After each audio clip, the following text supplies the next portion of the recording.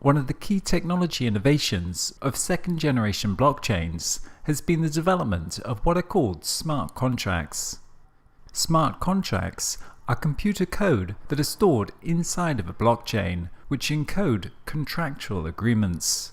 Smart contracts are self-executing, with the terms of the agreement or operation directly written into lines of code, stored and executed on the blockchain computer. A contract, in the traditional sense, is a binding agreement between two or more parties to do or not do something. Each party must trust the other parties to fulfill their side of the obligation. They are a written or spoken agreement that is intended to be enforced by law. A multiplicity of different contractual agreements form the institutional foundations to our modern society and economy, which have evolved since ancient times. If we think about something as seemingly simple as a cafe serving a cup of coffee, we will see that this process is really enabled by a massive amount of contractual agreements between different parties that enable them to cooperate in delivering that outcome. Contracts between employees and employer of the coffee shop, contracts that provide workers with health coverage, contracts that ensure the coffee shop, contracts between suppliers along the supply chain, contracts between property owner and tenant, etc. Our economies are powered by a massively complex set of contractual agreements that are currently created and enforced by centralized organizations like insurance companies and banks, which themselves are supported by the ultimate centralized authority in the system, the nation-state's institutions. Our societies and economies are almost completely dependent upon third-party organizations to maintain and enforce those contractual agreements.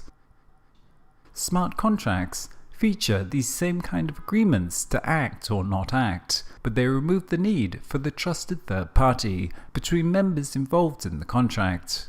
This is because a smart contract is both defined by the computer code and executed or enforced by the code itself, automatically without discretion.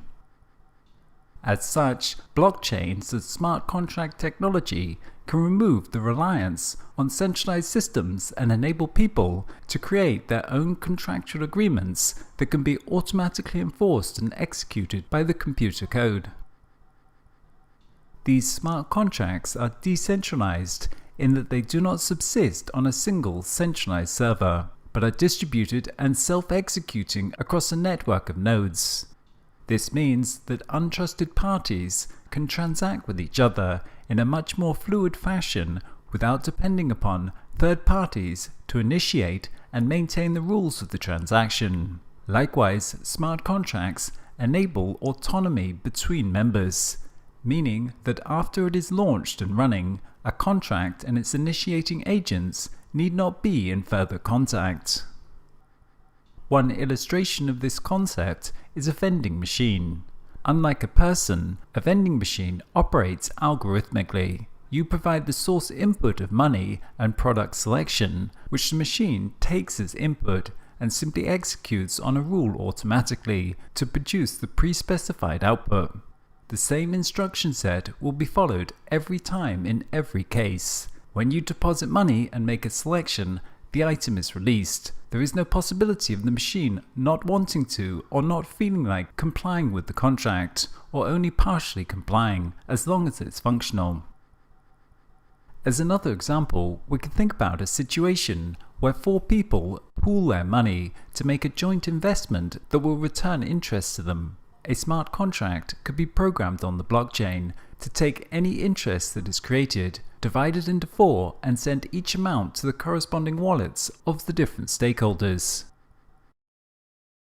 A smart contract is then really just an account on the blockchain that is controlled by code instead of by a user.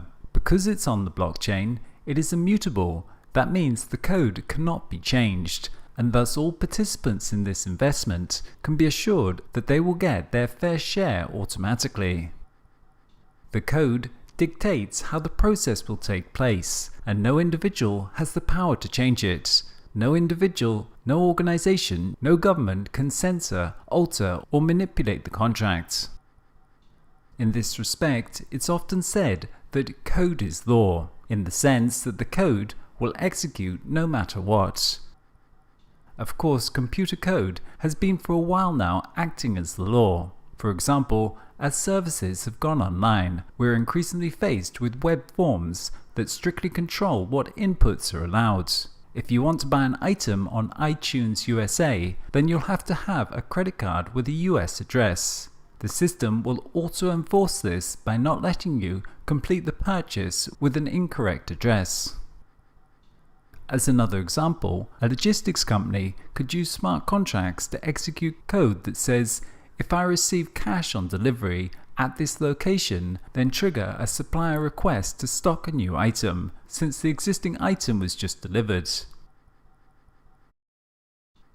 A combination of smart contracts with blockchain encoded property gives us the idea of smart property. Smart property is simply property whose ownership is controlled via blockchain encoded contractual agreements. For example, a pre-established smart contract could automatically transfer the ownership of a vehicle title from the holding company to the individual owner when all the loan installments have been cleared. The key idea of smart property is controlling ownership and access to an asset by having it registered as a digital asset on the ledger and connecting that to a smart contract. In some cases, physical world, hard assets could quite literally be controlled via the blockchain. One example of such an IoT blockchain system is Slockit, a door lock that is connected to a smart contract on the blockchain, which controls when and who can open the lock. This enables anyone to rent, sell, or share their property without need of a middleman. With such innovations, parking spots can be subletted on demand. Airbnb accommodation could become fully automated. Or someone with 20 bikes in Bangladesh could rent them out. With smart contract locks, the bike could shut itself off if it is not being paid for, or if it's stolen, then there could be an automatic deposit system. Or likewise, if the person wanted, they could simply pay a certain price to purchase the bike at any time. Like all algorithms, smart contracts require input values and only act if certain predefined conditions are met. When a particular value is reached, the smart contract changes its state and executes the programmatically predefined algorithms, automatically triggering an event on the blockchain. Thus, the workings of the overall contract can only be as good as the inputted data. If false data is inputted to the system, then false results will be outputted. Blockchains cannot access data outside of their network, and thus require some form of trusted data feed as input to the system, what may be called an oracle. An oracle is a data feed provided by an external service and designed for use in smart contracts on the blockchain. Oracles provide external data and trigger smart contract executions when predefined conditions are met. Such conditions could be any data like weather temperature, the quantity of items in stock, the completion of a successful payment, changes in the prices on the stock market, etc. An oracle, in the context of blockchains and smart contracts, is then an agent that finds and verifies real-world occurrences and provides this information to a blockchain to be used by smart contracts. Oracles are third-party services which are not part of the blockchain consensus mechanism. Thus, whether it be a news feed, website, or a sensor, the source of information needs to be trustworthy. As an example, we could think of an online betting platform based on the blockchain that uses smart contracts to automatically execute payouts to people who have placed bets on sports matches. The smart contract system would then have to be connected to a trusted oracle to provide it with the score of the matches. As of present, this oracle would likely have to be associated with some trusted third-party centralized organization like a sports channel or Bloomberg for stock prices. However, in the future, through datafication and IoT pervasive sensing, this might also be automated given the use of advanced analytics, using automated oracles that draw data from a myriad of sources and complex analytics to find cross-correlations that provide a statistical assurance that, for example, a given event occurred or did not occur. The advantages of smart contracts are numerous. Firstly, they are automatic, which could remove the time and costs associated with managing and enforcing them, making them more efficient as they can be cheaper and faster to run. Through this form of automation, a much greater amount of exchange could take place that otherwise would have never happened. In such a way, we can see how distributed ledgers and smart contracts are a key part in enabling a true services economy, where ownership is displaced by temporary usage through the on-demand provisioning of services. Secondly, they can reduce corruption, as code is both transparent in its workings and automatically executed. This leaves little room for individuals or organizations to alter it to their advantage. Thirdly, they can reduce dependency upon centralized organizations, as people may be able to set up their own contractual agreements peer-to-peer, thus limiting the arbitrary power of centralized organizations.